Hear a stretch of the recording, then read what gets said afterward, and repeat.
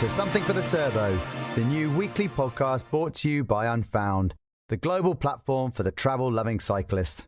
Welcome to episode 2 of the Something for the Turbo podcast. We've got a cracking show for you today. If you listened last week and enjoyed it, make sure you've subscribed and make sure you tell all your cycling friends as well. Furthermore, please, if you haven't done it yet, download the Unfound app and join our global community of cyclists from around the world, sharing all things cycling, from rides to photos to articles and much, much more. We're really looking to build a global community of travel-loving cyclists, and the more people we can get on there, the more content we can get on there, the better. Today, I'm very excited to have a great friend of mine, a cycling teammate, Alex Stops, joining me on the show. Alex is a mechanical engineer living in Asia. He's been a mountain biker. More recently, he's a road cyclist. He's worked in aeronautical engineering. He's worked in automotive engineering. He's worked in the cycling industry as well. He's a fascinating guy. I love the way he looks at things from an engineering and scientific background, and we'd really hope you enjoy the chat that we had with him today. Any questions, feel free to email us. You can get us on contact@unfound.cc. That's contact@unfound.cc. Alex, thanks very much for joining me. It's good to have you on here. How you doing? Yeah, very well, thanks, Jules. Desperately missing you since your departure from hot and humid Hong Kong, but we'll all get over it. It's all been kicking off since I left. It has. It's got some problems at the moment, but, I'm sure like every city has its ebbs and flows, and hopefully it'll all get fixed in the near future. But the main thing is we're just missing you. That's why the city's in turmoil, mate. I'm not sure that's quite true, but thanks for joining us. As I said, I was keen to get you on here, mainly because I found your insight into aerodynamics and all things engineering, since we've been racing for the last couple of years, pretty fascinating. We were just chatting before we got online, and you obviously very kindly listened to the first episode with Abdullah and have been running your engineering mind and brain over his epic Trans Am performance. And yeah, it's quite fascinating to hear some of your thoughts around where maybe gains could be made or changes. And although I found it interesting to hear you say that, I know he said that he felt that anyone can do Trans Am or an epic. It's some feat to do that, isn't it?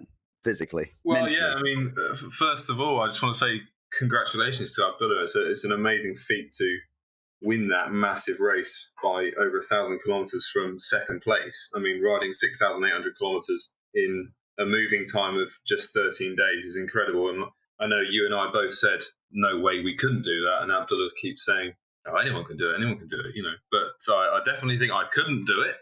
And it's easy for me to sit here and say, oh, yes, we'll analyze his performance and his numbers. And actually, I have to say, it's been quite hard to find the information on the Trans Am. I don't think he's actually had that much kind of like media coverage after he won that race, considering what a feat and how he completely smashed the record. Yeah, and also so it's actually surprising how little coverage there's been from kind of normal cycling outlets of his feat, and it just really is amazing. And he's a big lad as well, and it must have been quite a physical torture for him to go through that. I mean, he's probably about the same size as me, or even heavier.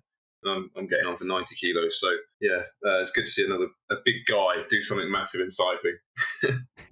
Yeah, doing it for the big lads out there. Yeah.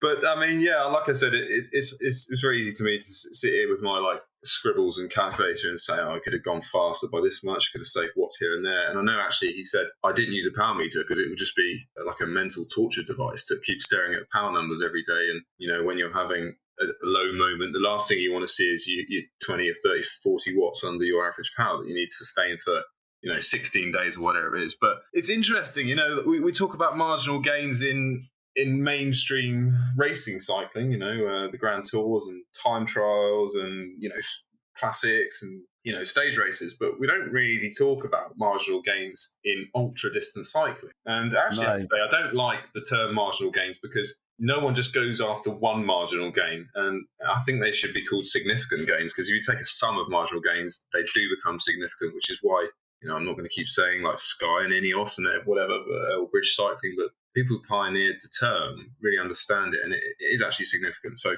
I think we need to get away from marginal now and start calling them significant, or sum of marginal gains equals significant gains or something like that. But yeah, I mean, I don't, like I said, I don't think ultra distance cycling has really come at it from the same angle because, I think a lot of athletes out there know it's more of a mental challenge rather than a physical. Obviously, the physical demands of riding for that long constantly are huge. But I think a lot of them think, right, it's just going to be a mental challenge. And the bike setup and the kit choice and things like aerodynamics kind of come second. So I suppose marginal gains in terms of what the World Tour teams are doing for something like an ultra event, really, the sum of all those marginal gains, it could be far greater. It could be absolutely huge. Well, exactly right. You've hit the nail on the head. Basically, the longer the distance the event, the bigger the cumulative effect. So the differences and the gains just become way more pronounced. I mean, I'm not going to bore everyone with calculations, and these are like really rough kind of back of the fag packet calculations that I scribbled down. But, Abdullah, the guy did 6,800 kilometers, 4,200 miles, isn't it? Something like that. 4,200 miles in a moving time of just under 13 days, 12 days, 23 hours. That's incredible. Like, to ride that long with only, I think, 3 days of rest is incredible. And when you consider, he's a big guy, he's carrying all of his kit, he's completely self-supported. To average the average speed that equates to is about around 22 kilometers an hour. It is quite mind-blowing. And if you look at, or if you try and he didn't ride with the power meter, but if you try and calculate his average power, roughly I've estimated to be about 105 watts. Now, for most people, that sounds pretty low, but when you consider you're doing that for like 19, 20 hours a day, it's not too bad. And that considers, flattening the course out. You're taking all the time when you're coasting, doing 0 watts, that's bringing your average power down. So maybe he's doing... Which is always low, right? So that's way lower than you normalize. So exactly. Just for us laymen, you mentioned it sort of on the back of a fag packet, but how do you roughly try and calculate something like that? Well, there's a number of things you've got to take into account. Like, I had to guess his rolling resistance. I had to guess frontal area, coefficient of drag based on his bike setup. And there are other things you have to take into account, like air density, temperature that goes into that, humidity. But there's some helpful calculators online and some spreadsheets that I made ages ago that we can estimate average power for flat terrain, basically based on rolling resistance and air resistance. And it's the laws of physics. You can't change the formula. So once you define the variables, it actually becomes quite simple just to plug in new numbers and see what comes out. So if, let's say, he did, well, I hypothesize he did do 22 kilometers an hour average to finish in the time he did when he was moving and wasn't sleeping. I've equated that to around 105 watts. Now, like I said, it doesn't seem a lot, but considering you're doing it 20 hours a day, you're taking into account all the times when you're not pedaling, like you're coasting down those long hills in some of the parts of, Kentucky or whatever, then it is quite significant. But I've just been looking at like his bike setup, what he was wearing. I've noticed a few pictures of him online wearing like a high-vis jacket. I mean, that's great. Safety comes first. You don't want to be hit from behind by a driver. But he's riding in like a builder's vest. It's flapping in the wind. He's got a jersey, a jumper tucked around his waist, like tied around his waist. Now, he's got a bar bag on the front of his bike. That's fine. Obviously, you need a lot of luggage to be self-supported over 16 days. You need to be comfortable. You need to have enough kit. But moving that bag to the back of the bike to like elongate the aero cord length of the bike, as you would call it in aerospace engineering, to make the bike effectively longer behind the bluff body would save quite a lot of aero watts.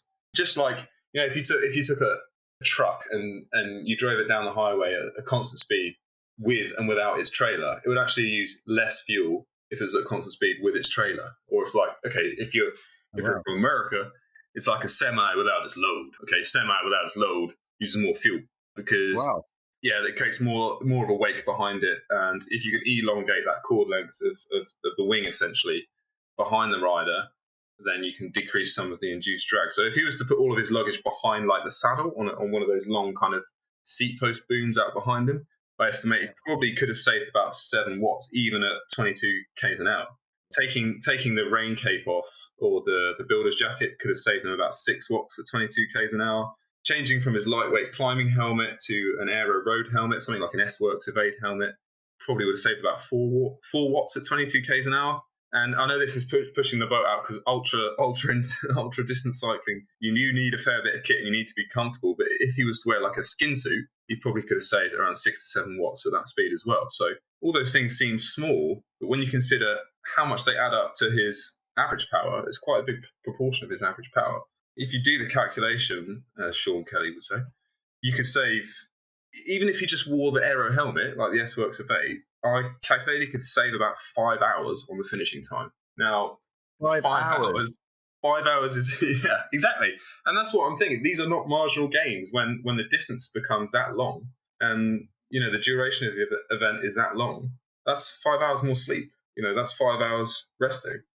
That's incredible. And if you think that's just by wearing the aero road helmet over the standard road helmet. And even at 22 k's an hour, that's a massive difference. And actually, if you sum all of those wattage savings up that I told you, you end up saving around 23 watts over his baseline setup. And I know Abdullah, from what I've heard and the interviews I've seen with him, and I've followed him for a while, and I know just 100% he's probably going to be shaking his head, laughing at me, just thinking like, no, mate, you can't just throw watts at me, like you can't throw numbers at me, because he's not about that. But it's significant if he was to save those 23 watts off his aero setup, and this is a crazy calculation, right?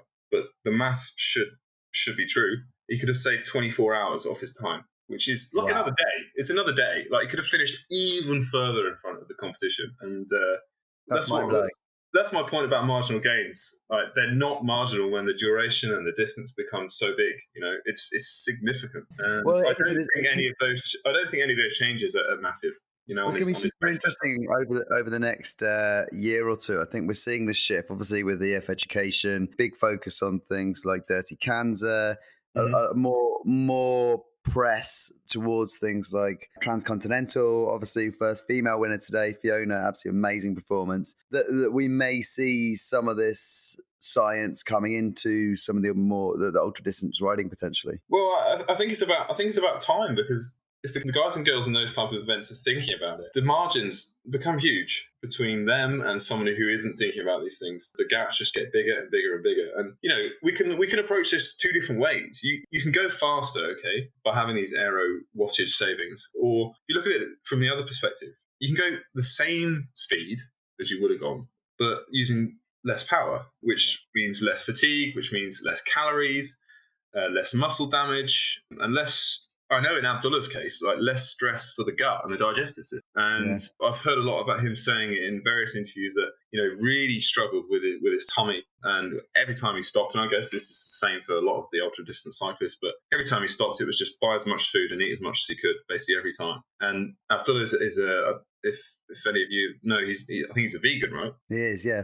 So, I mean, I'm not going to get into the vegan debate, but I'm not an expert on that, but I think in general, I think in terms of energy density of food, so if you took, a volume of food, if you have a vegan diet, the number of calories in a set volume is probably lower than it is for someone on a non-vegan diet. And it's if you have to eat more volume, maybe, I'm not an expert, like I said, you might have to eat more volume of certain things to get the same number of calories if you're on a non-vegan diet. And if you're increasing the volume as well, or, if you're in, the middle of the south of the US and you're in service stations which aren't catered for vegan diets, you may just have to eat more and more volume. If you can reduce the number of calories you need because you've lowered your power output need because if you've saved it on aero, then you just have to eat less volume. So it comes back, literally saving the aero watts can save your tummy, and it's all linked.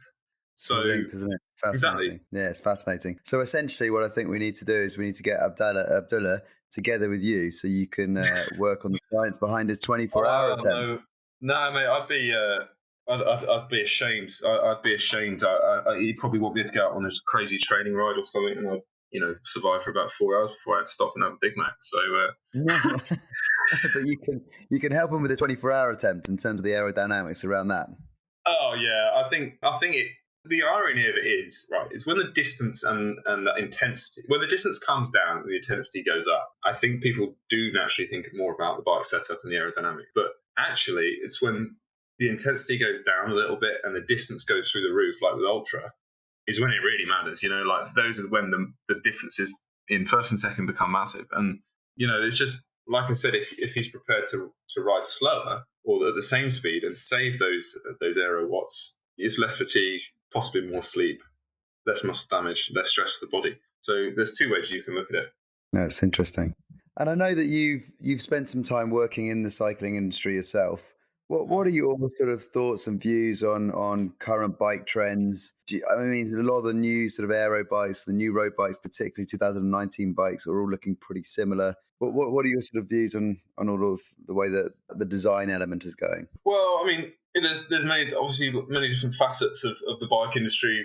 Whether you take one end of the extreme, like downhill mountain biking or road cycling, or cyclocross or whatever. But if we're going to focus for the time being on road cycling, because I think that's probably the most restricted area of development in modern cycling in terms of the big brands, because we've got the culture of these big grand tours, right? And to ride in these grand tours, the brands want to have the best riders on their bikes, and those bikes have to be validated to a UCI standard. And I'm not going to get into bashing the UCI because I think they do many great things for the sport, but they do restrict development to some extent of modern road bikes. Now, if you look into mountain biking, that's less of an issue. If you look into triathlon, that's less of an issue. And Mm. if you look at the time trial bikes that get used in the Grand Tours or any UCI event, they are a little bit behind actually in terms of aerodynamics compared to a triathlon bike. Because But that said, some of the some of the triathlon bikes are pretty ugly. So maybe they're well, I doing mean, us a favour. yeah, but with a mate with a perspective like that, you could probably work for the UCI. You probably think they're ugly because you're not used to them, and That's that's why I guess that's the problem we have. That's why we think they're ugly, because they're abnormal to us, because we're used to seeing UCI legal bikes and they all look not the same, but they're similar, because the UCI have basically a manual on how to design a bike, or guidelines. It's like the FIA, I mean, kind of like the FIA do in F1, I guess. There are certain yeah. guidelines and parameters you have to meet in terms of tube sizes, tube shapes. Now, there's a paragraph in that manual. It's a big booklet, and anyone can download it. It's on the UCI website, and it's in English, so there's no excuse not to read it. But it says something like the bike has to have a double diamond shape to preserve the spirit and heritage of cycling. And I guess from a follower point of view, if the bicycle is one of the most iconic shapes in the world in history. If you ask anyone to draw a bicycle, they'll probably draw a double diamond shape, and it is iconic. And some might argue that the bicycle is one of the most important inventions in the history of humankind in terms of efficient transport. Now, I kind of get why they're trying to preserve that. It's very important, and it's important attracting children and younger people and people from all different walks of life into the sport. And families transporting their goods and foods and groceries in rural African towns are commuting on not exactly, but essentially the same engineered product as someone's racing in the Tour de France. It's got a double diamond shape and it's got wheels within a certain wheelbase, and everyone knows cycling for what it is. But ultimately, it does restrict development a little bit. And I guess that's why modern bikes are starting to converge to, I wouldn't say a pinnacle, because I don't think we're at the pinnacle, but they, once you set out guidelines, it's like in F1, it's diminishing returns. When you get to a certain level of development, there's not much more you can do before you say, right, we've optimized the weight, we've optimized the aero, we've optimized the stiffness within the parameters. And I guess that's why these bikes are all starting to look the same. Now, it's going to take a really bold manufacturer to come out with something different that still meets the UCI requirements, which kind of bucks the trend or breaks the mold, because they are converging to the same solution, essentially. And I don't think it's just one brand copying the other. I think, having worked in the bike industry for a bit and in frame builders, it is converging to kind of the most efficient solution now within the realms of carbon molding. Hence the similarities. Well, what about new products? There's talk. I've read articles in the last few months about new potentially materials that might change things. Or have you heard much on that? Materials wise, don't think there's going to be that many breakthroughs from your regular carbon fibre epoxy composites. We had a lot of noise a couple of years ago about graphene being pretty revolutionary. Graphene is a bit of a buzzword, I think, in terms of like production tech. It can be very good in like the chemical industry and in like rubbers and things like this, but in terms of bike frames, I don't think it's really done us many favors yet. I still think carbon fibre epoxy composites is the best material for a bike, honestly, in terms of the stiffness and the weight. There is a big issue. I'm not an expert on this, but I think there's a kind of a bit of an elephant in the room with carbon fibre bikes. Is there's a huge issue with them, is that how do you recycle a carbon fibre bicycle? And I think it's a problem that we've kind of kicked down the curb a little bit, or the manufacturers are keeping quiet about, because at some point in the future there'll be loads of carbon fibre bicycles and we can't recycle them. I mean, not that I know of. And if anyone listening is aware of how to recycle a carbon fibre bike, then please let us know on the hub, and we'll start chatting about it. But I think it's going to be a big problem in the future. I mean, if you look at aluminium bikes or steel bikes, they're probably easier to, or take less energy to recycle. And I think carbon fibre is actually, it's a great material for making stuff, but recycling it, I think, is quite hard. And I think that's an issue that we need to face in the future. Oh, yeah, I was completely unaware of that. So a material is just not recycled at all, or it's just expensive to do? Or?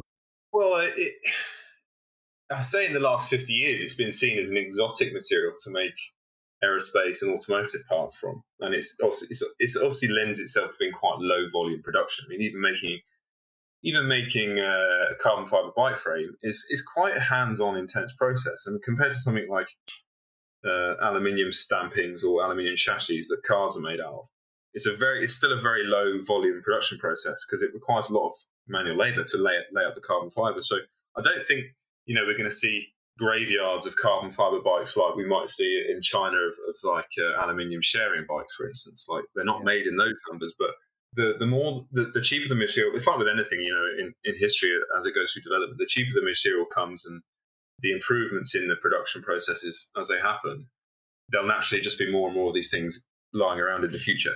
And it goes for everything. It goes for like old computers, old mobile phones. At one point, if you were, I know it's going to show your age, mate, but when you were like 40 in the 80s, and you had your car phone, you thought you were a big dog, didn't you? But now, like, there's mobile phones everywhere, and the recycling market for mobile phones is massive. Yeah. So it might go that way with bikes, it might not, but I'm not aware of the recycling process, but I don't really think it exists, or it's not well established. There's a commercial opportunity there then. So yeah, I mean, that's a bit of a tangent about materials. But coming back to the original question, I can't really see any massive breakthrough in materials compared to what we already have. So in terms of where road bikes are going, then, you think it's going to be a case of someone's going to have to either push the barriers, or the UCI are going to have to open their mind a little bit, or? Well, I think it comes back to being a big kind of like marketing hamster wheel. You've got to keep it going. You've got to keep the guys in the Tour de France racing your bicycle to sell bicycles. And I think the big manufacturers are really scared to release a bike that's going to be clearly faster and lighter that won't be able to race in the Tour de France. Okay. And I think it's going to take either a really bold move from one manufacturer to say, look, here's our latest development. It's faster, it's lighter than, it's aerodynamically better than a UCI bike. But this is what we can do. They need to, and we see certain companies doing it with ultralight bikes, which are based on the same mold as the heavier 6.8 kilo one that rides in the Tour. But it's going to take a bold move from a manufacturer to say, like, right, we're not making UCI bikes. All we're going to make is the best bikes we can make. And I think if you really asked any like head of development from any of the top maybe the top 4 bike brands, I think if you said, is this really the best bike you can make? And they'd probably just say no. But there are parameters, and it is one of the beautiful things about cycling is that we can go and ride what Chris Froome or Egan Bernal can ride and win on. Yeah, exactly. Whereas I can't go and buy Lewis Hamilton's Mercedes. No, exactly. And you can't drive, we can go ride the same roads as them as well, which is part of the beauty of the sport. Exactly, yeah.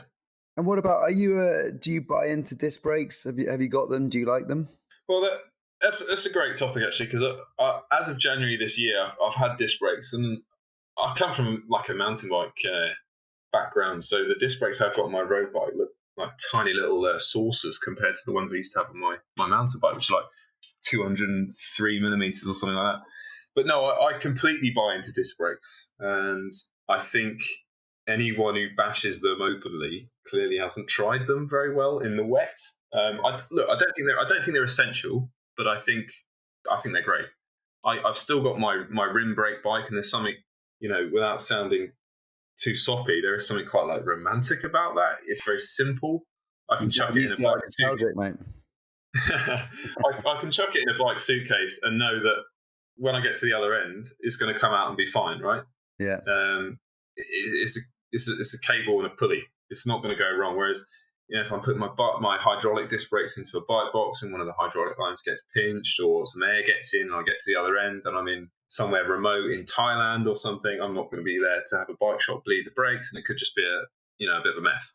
So I still have a place in my heart for my rim brake bike. It's lighter, it's simpler, it's a bit more pure. But when you get caught in one of these Asian summer downpours, I'm so happy to have the disc brakes, so now I'm going to be able to stop. And I agree. Actually, I'm relatively new to disc brakes as well, having not been overly fussed about using them, and I love them. Yeah. Just the trueness of the braking. But I mean, what opportunities within the wheel building side of things do you think that the disc brakes now potentially creates? I mean, where do you see wheels going in the next 5 or 6, 7, 8 years, whatever? Well, it's interesting you say that, because one of the things the discs do for rim design is they get rid of the problem of overheating the rim that you would with rim brakes. So I've always hated carbon clincher rim brake rims, because essentially it's a really bad material to heat up. You shouldn't really be braking on a carbon rim, because the epoxy goes soft. It does go soft after a certain temperature, like 140, 160 degrees. And it's always been a bit of a dicey subject, really, of why we ever got into that stage of development where we were braking on basically epoxies that couldn't handle the temperature. Yeah. And there's never been much safety margin built into those rim surfaces. And I think a lot of wheel companies and rim companies are glad that discs are being adopted, because their lawyers can finally relax, knowing that they're not going to be sued because someone's blown their rim apart going down an alpine descent. Because when you've got the disc in the middle, you're heating up a steel braking surface. All that heat's coming out by radiation, and the heat sinks in the modern brake pads that we've got and stuff. And it does open up the rim to be lighter. You don't have to have the reinforcement in the brake track in the rim. So I think from that respect, the discs are great. I think going forward in wheel design, now I'm a really keen wheel builder. As you know, I've built wheels for some of our teammates out here in Hong Kong, and I taught myself how to do it because I was sick of braking. Because I'm a heavy guy, I'm nearly 90 kilos. And I've got like a room full of widowed front wheels where I've basically broken the back wheel because they've just gone like so many spokes have snapped. I've just stopped rebuilding them. Yeah. So I got into wheel building and taught myself how to do it, and I started to build sort of like more solid wheel sets for me and like higher spoke counts and stuff. And it got me thinking, this is really old school. Like, I'm building a wheel with like wire, okay? And if you look at classic cars from the 60s, cars stopped having wire wheels after about 1969. You look at an old TR6 or NGB from the 60s or something, it might have had wire wheels, and then everything after that started to have cast alloy wheels. And if you had wire wheels, that was old school technology because they had to be true, right? And you would break spokes. And essentially, we're still riding around on wire wheels for bikes. And it's quite a labour-intensive thing to build. You have to true them. You have to make sure the spoke tensions are still there. And what with the developments of carbon moulding in like the bike frame, I think, why aren't we seeing those developments in the wheels? Because when you develop a carbon bike frame, you have to develop it in maybe 5 or 6 different sizes. And that costs money. That's investment in the tooling. And let's say a 5-size tooling program for a modern frame might cost $100,000 in a carbon supplier from Asia. But with a wheel, you only have to make one size. You have to make it 700C. Yeah. And when it comes out of the mold, it doesn't need any truing. Is that what lightweight have done? Well, lightweight is difficult. They're still using spokes, but they're using carbon spokes. It's carbon spokes because you can't replace them. Yeah. You can't. I don't think. I mean, I'm not an expert on lightweight wheels, and actually, I'm not completely sure how they tension the carbon spokes, but they do use a tensioned carbon spoke, which is bonded to the rim and the hub.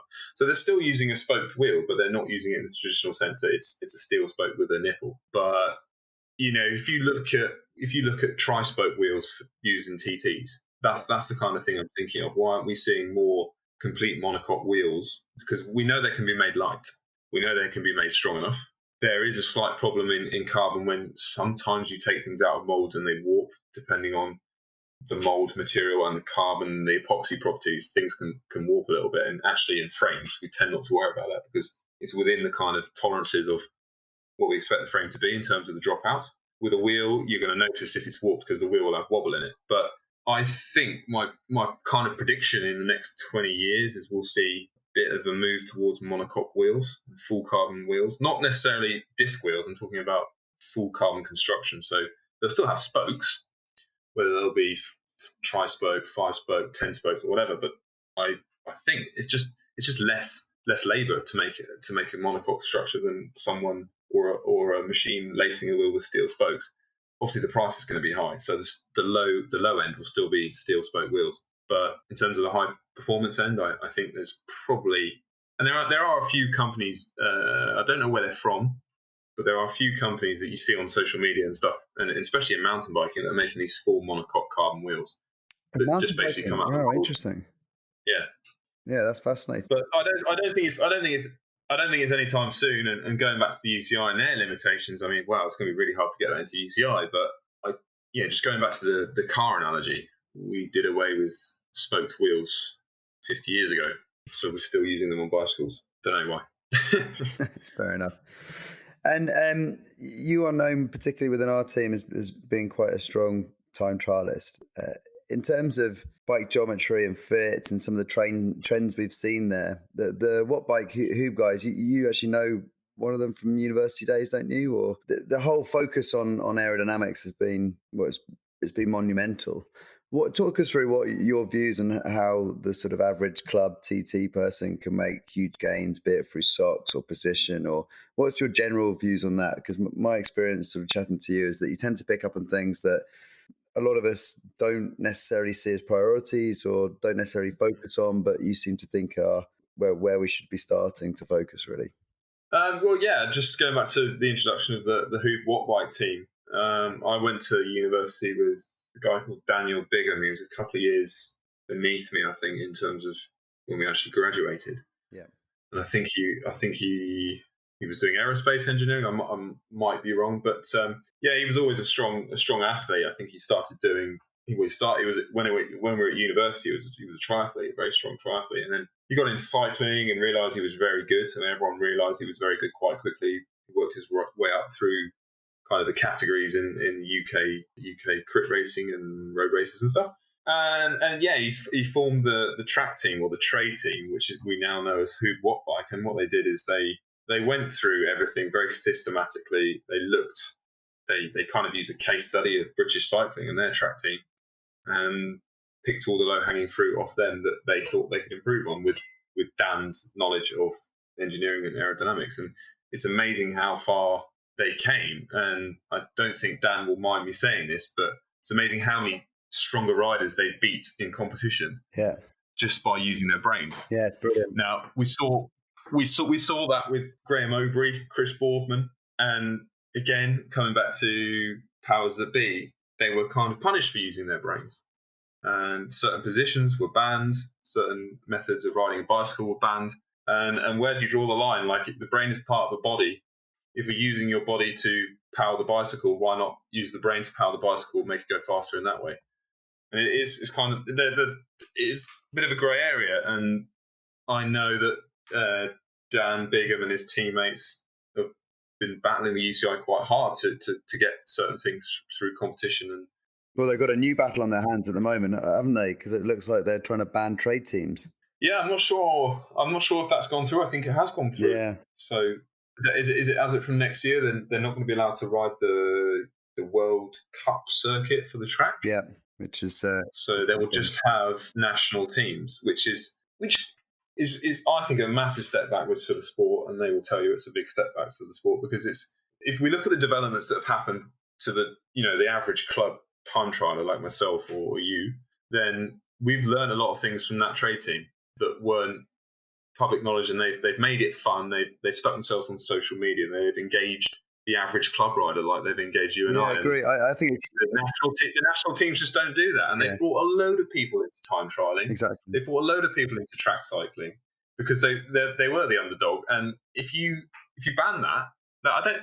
The UCI will have their reasons for banning it, but who knows? But it's not. I don't think it's a good move for cycling. I agree. It seems a regressive move, and if you haven't had the opportunity, what I'll do is I'll post their film, The Pursuit, in the show notes. It's a fantastic watch, a brilliant documentary, and it's all sort of articulates this in a lot more depth in terms of what they've bought and their journey, and they're engaging guys as well. They're a good bunch of guys from Derby. They're really good, Great story. It's a great film, actually. Really down to earth guys as well. Very, very clever. Yeah. And in terms of your views on just generally on aerodynamics and time trialing, and it's something that I know you're quite passionate about. Yeah, I mean, they say it's the purest form of cycling, isn't it? The time trial is just you against the clock. I don't know about that. I think if you can get your head around it and become good at it, then it allows you to beat your teammates with less power than them. That's why I like it, because I know that there are guys in our club that have a higher FTP than me by quite some margin. But, if we have a little club TT, that I could probably do them by about a minute. Yeah, that's why I like it, because it gives everyone a bit of a chance. I'm a big guy. I'm not the best climber, but if I can work on my position and work on my bike, and I make little aero spaces for my bars and my cockpit and stuff, and if I can do a little bit here and there, then it's nice to be able to beat the guys that have more power than me. And they, it's like we can share the secrets around, but I need to be careful with sharing too many tips, because they're going to start beating me again, and I'll be back at the bottom of the pile. So it's funny though you mentioned that, because we're definitely seeing a change of time trial position in the last few years within the World Tour, for example. Obviously coming up a little bit higher at the front end. I still find it bizarre when we just had the Tour de France, you watch that and you still see sort of world-class riders in poor time trial positions. I mean, you must really pick up on that. Well, it is obvious, and I don't want to keep going back to the trade team of HUUB Wattbike, but you can literally correlate the improvements in World Tour riders' positions with their rise to fame on the track. Yeah, it correlates too well to be a coincidence. And I know a lot of teams are hiring Dan Bigham from HUUB Wattbike to basically go and consult for them and sort their riders out, sort their positions out, do aero testing and do velodrome. Yeah, do velodrome testing, and it's a service that he provides. And you can definitely tell that the World Tour riders they are sorting out the positions there. The coaches are learning more and more about aerodynamics. Like not every even World Tour team will have an aero expert. And you hear Wiggins on Eurosport talking about how the French teams never really wanted to do the TTs. It was just something they had to do.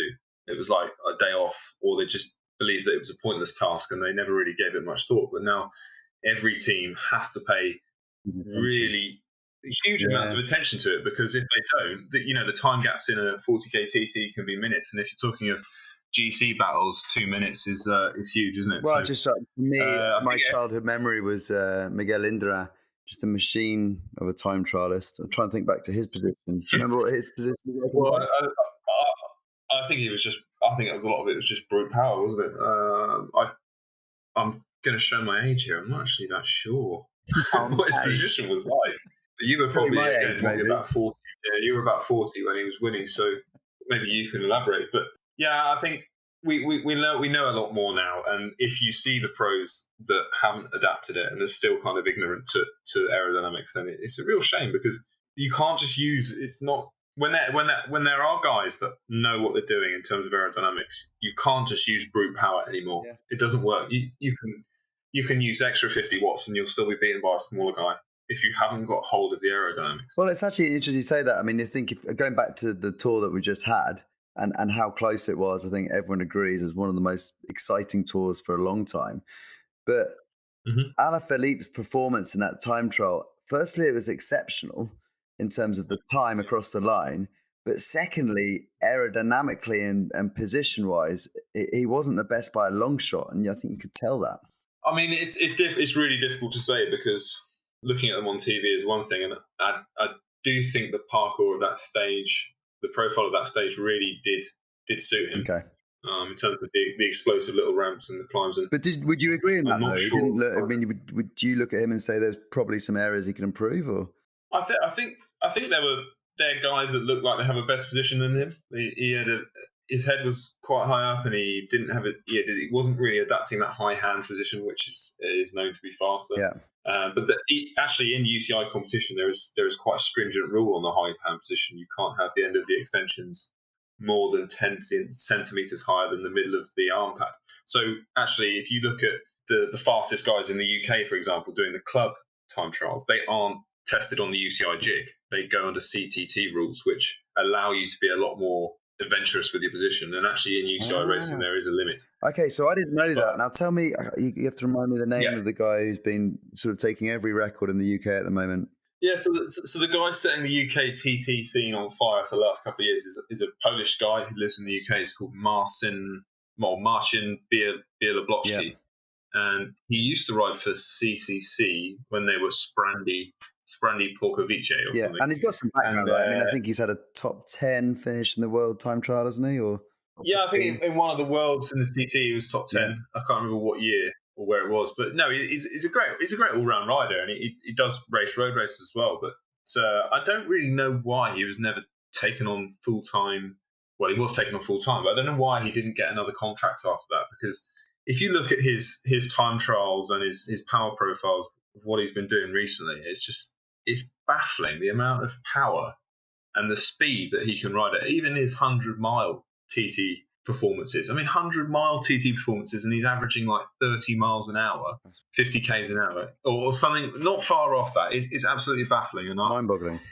It's funny because his position, it's not far off being UCI legal, and there's not something massively illegal about his position. If you were to put him into a TT position, he might have to drop the extensions a little bit to become legal, but yeah, it's nothing radically different from what you could achieve if you were racing a UCI event. And why he hasn't been taken on with a proper team, or even a Conti team, I don't know. But if you want to look at how to ride a TT and master your position, go on to timetrialingforum.co.uk, and that is just a rabbit hole of nerdiness in TTs. And I think the UK is the kind of the club 10 in the UK is, you know what it's like. It's almost like a Sunday cricket match now. It's a thing, isn't it? It's a thing. And someone told me the history behind it. And if I'm incorrect or correct, please do drop us a note at contact@unfound.cc to let us know. But I understand that many years ago, road racing was banned in the UK. So that's why we didn't see so many competitive British cyclists on the continent, and that's why we saw this huge growth on the time trial scene. Yeah, with all the road code names, which were all obviously in code to get around to legal reasons, and that's the reason, and that's the historic reason I understand why there is such a established time trial scene here in the UK. Oh, I didn't know that. I always wondered why they had those funny code names for the routes. I taught you something today, mate. But yeah, you did indeed. I think for every club, it's an institution now, and it can come sort of May time throughout the summer when you get all the light in the evenings. The club 10 TT is a bit of an institution. We do it here in Hong Kong in our team. We have an 18k, so it's just over 10 miles, but it's a great way of getting people together and finding their strengths and weaknesses, and it's quite I guess a low risk kind of racing, isn't it? Because you're not in a bunch. The risk of crashing is low, and it's attractive. If you can get hold of the technical side of it, it's a really attractive form of racing because you can control most of the variables. Yeah. Whereas if you're in a road race or a crit, I mean, you can be the strongest rider in the pack, but if you get taken out on the first corner of the first lap, it's 4 weeks off the bike or whatever, and your morale just goes through the floor. So that's why I like TT. Very good. And tell us, where is your favourite place in the world to cycle? Favourite place for me to cycle? Does it have to be somewhere I've been? Because I can think of many places I'd like to go, which would become high up on the to-do list. Where's on the to-do list? To-do list would be Norway, because I have my ancestors from Norway, and kind of Arctic Circle in the summer would be quite cool. Well, we've got some Norwegians on the hub, so we should certainly make that happen for you. Yeah.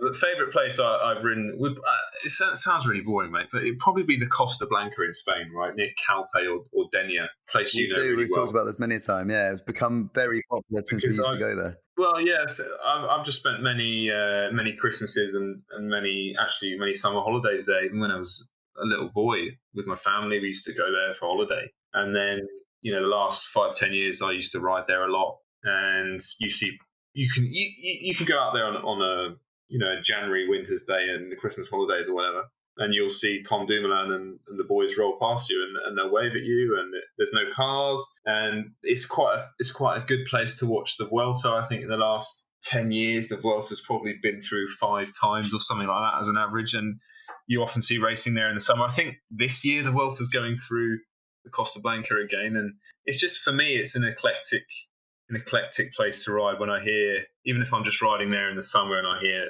a helicopter or something, it reminds me of the Vuelta, it reminds me of the Grand Tour, it reminds me of racing.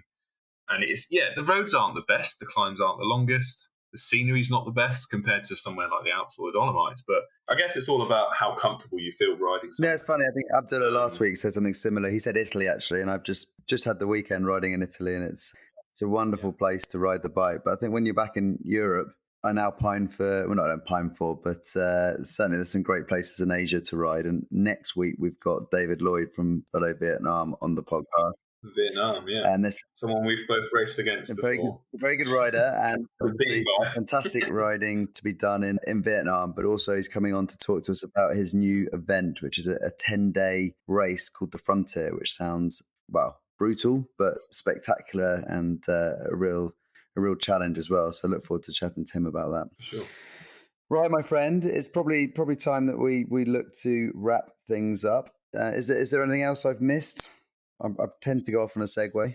No, I don't think so. I think we better wrap it up now before everyone's bored to tears through numbers and watt savings and this. Well, I found it absolutely fascinating. I really enjoyed it. I always enjoy your take on the science and engineering side of things, and I'd love it if we get you back on again. And if anyone's got any sort of specific questions for Alex, just around aerodynamics or frame building or design or anything that we've discussed today, you can find him on the Unfound app, and he'll be on there. We'll link him to the show notes as well.